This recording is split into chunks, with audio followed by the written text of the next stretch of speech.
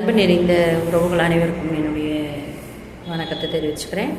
இன்றைக்கி நம்ம பார்க்க போகிற டாபிக் அப்படிங்கிறதோட நிறைய இடங்களில் நடந்துக்கிட்டு இருக்குது. மேற்கொண்டு நீங்களும் அந்த மாதிரியான சில விஷயங்களில் ஜாக்கிரதையாக இருக்கணும் அப்படிங்கிறதுக்காக சொல்கிறேன்.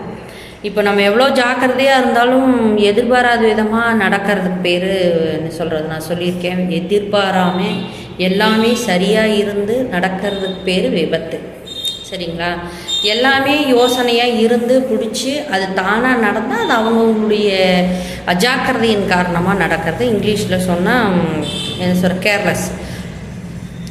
இப்போ இந்த இடத்துல நான் சொல்ல வர என்ன விஷயம் அப்படின்னு கேட்டிங்கன்னா, நிறையா பேர் நிறைய இடங்களில் பயணம் பண்ணுறீங்க. அதே சமயம் உங்களுக்கு தேவையான பைகள் இதெல்லாம் எடுத்துக்கிறீங்க. அது ஒரு விஷயம்.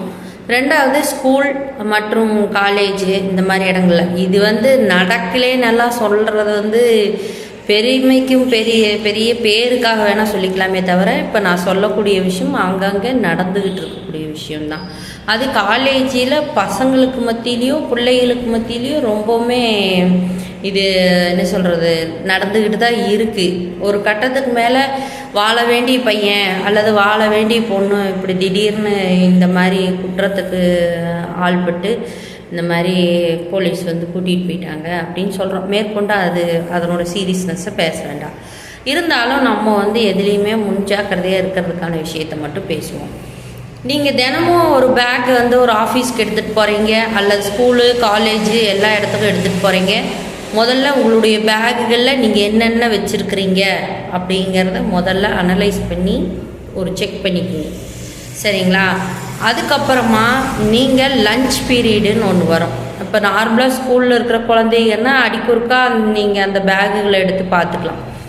லஞ்ச் பீரியட் அப்படின்னு வரும்போது ஒரு முறை உங்களுடைய பேக் செக் பண்ணிக்கோங்க. எல்லாமே சரியாக வச்சுருக்கோமா, சரியாக இருக்குதா, இல்லை அதை தாண்டி வேறு ஏதாவது பொருள் நம்ம பேக்குள்ளே வச்சுருக்காங்களா அப்படின்னு பாருங்கள். ஏன்னா நீங்கள் சொல்கிறத தாண்டி நீங்கள் பார்த்ததை தாண்டி எந்த பொருள் இருந்தாலும் அது உங்களுக்கு ஆபத்தை விளைவிக்கக்கூடிய ஒரு விஷயமா இருக்கலாம்.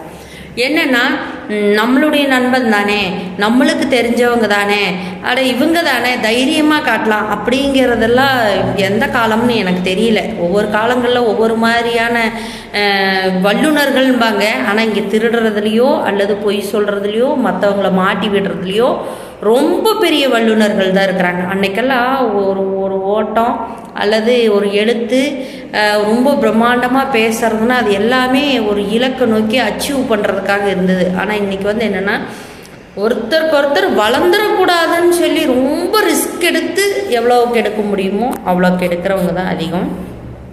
இப்போ அதைத்தான் நானும் சொல்கிறேன். உங்கள் பேக்கில் நீங்கள் என்ன வச்சுருக்கீங்கன்னு எப்போவும் ஏன் நான் செக் பண்ணிக்க சொல்கிறேன்னா, அனாவசியமான பொருள் வேறு யாராவது வச்சாக்கா அதை நீங்கள் தொடக்கூடாது. அந்த பேக்கில் நீங்கள் பார்த்தீங்கன்னா அதை எக்காரணத்தை கொண்டு தொடக்கூடாது, அப்படியே வச்சுருந்து. ஏன்னா நீங்கள் செக் பண்ணும்போது கண்டிப்பாக உங்களுடைய கைகள் அது மேலே படுறதுக்கான சான்ஸ் இருக்குது.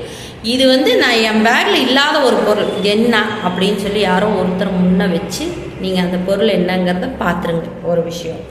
அதே சமயம் இதுதானே அப்படின்னு சொல்லிட்டு ஒரு சில பொருள்களெல்லாம் நீங்கள் சுற்றி தூக்கி வீசவோ பிடிக்கவோ தேவையில்லாததை செய்யாதீங்க. அதுகளெல்லாம் அதுக்குன்னு ஒரு பேஸ்கெட் எல்லாம் வச்சுருப்பாங்க இல்லையா, அதில் போடுங்க.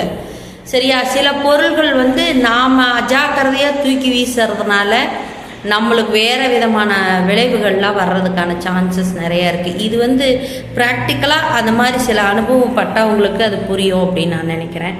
அதனால் உங்களுடைய பேகுகளாகட்டும் இல்லை உங்களுடைய பர்ஸுகளாகட்டும் வேறு யார் கையில் கொடுத்தாலும் கொடுத்த உடனே நீங்கள் திருப்பி வாங்கும்போது ஒரு முறை அதை பார்க்குறதுல தப்பில்லை.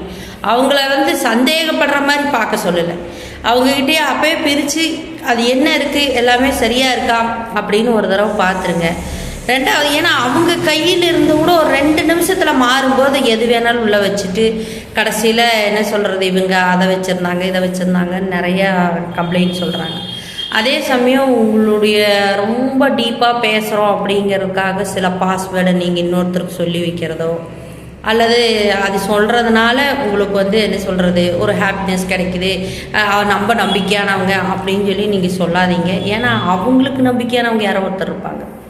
சரியா? இது இந்த இடத்துல வந்து சின்ன சின்ன மிஸ் அண்டர்ஸ்டாண்டிங்கில் வந்து நம்மக்கிட்ட இருக்கிற சில விஷயங்கள் வெளியில் போயிடுது. ரெண்டாவது, உங்களுக்கு முக்கியமான ஒரு விஷயத்த சொல்கிறேன். இது பேகு, பர்ஸு, உள்ளே இருக்கிற தேவையில்லாத யாரோ ஒருத்தர் வைக்கிற பொருளால் திருடன் பழி சொல்லுக்கு ஆளாகலாம், அல்லது இவங்க இது யூஸ் பண்ணுறாங்க அப்படின்னு சொல்கிற பழி சொல்லுக்கு ஆளாகலாம்.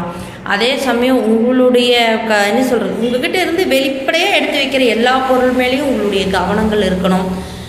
காலையில் ஒரு முறை, மத்தியானம் ஒரு முறை, நீங்கள் கிளம்பி காலேஜிலிருந்தோ அல்லது ஸ்கூலில் இந்த பஸ் பயணத்திலிருந்தோ நீங்கள் வீட்டுக்கு வர்றதுக்குள்ளே பையை ஒரு தடவை செக் பண்ணிக்கிறது உங்களுக்கு ரொம்ப ரொம்ப சேஃப் அண்ட் செக்யூர். சரியா?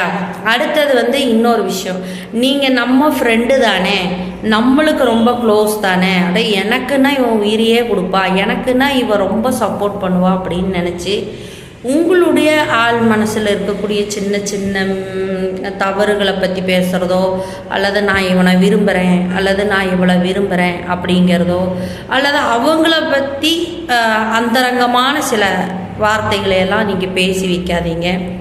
ஏன்னா இங்கே யார் கூட தொடர்பில் இருக்கிறாங்கன்னு தெரியறதில்ல.